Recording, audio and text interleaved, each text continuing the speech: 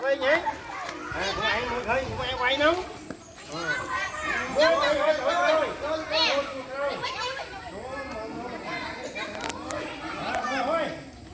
cho mới đâu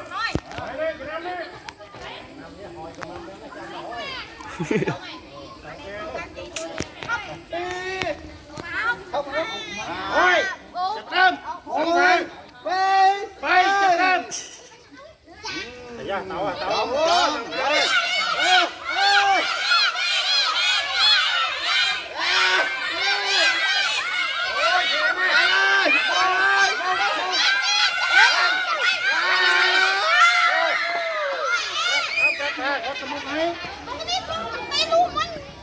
quay mà mới dùng con cho nó con nhà đó mua ai hỏi số này thôi mở tung thôi à nhà nam đâu nhà nam đâu nhà nam nè nhà nam ơi chăm nó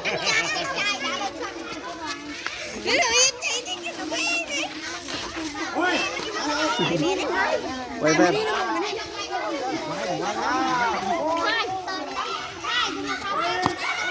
Tre.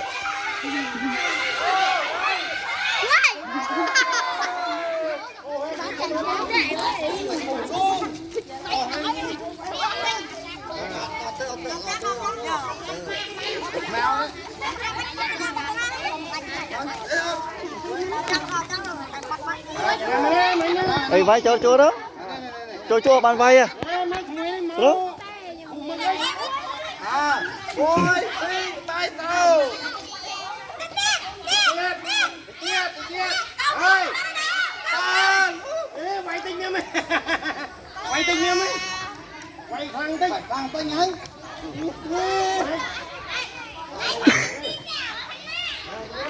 Thôi. Làm đâu?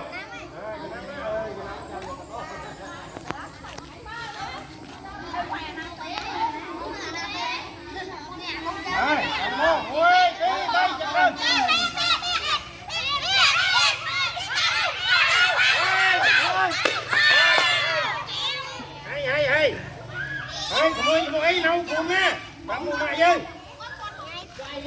Ô, ngồi ngay quay trong video này đi.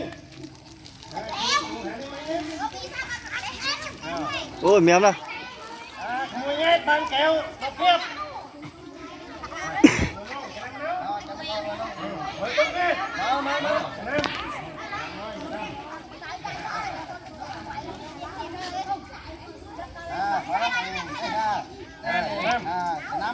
Chặt đâu